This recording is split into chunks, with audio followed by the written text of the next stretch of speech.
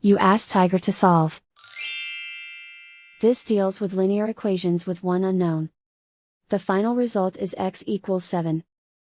Let's solve it step by step. Group all constants on the right side of the equation. Subtract 8 from both sides. Simplify the arithmetic.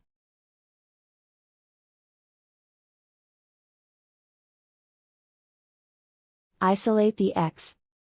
Divide both sides by 3. Simplify the fraction.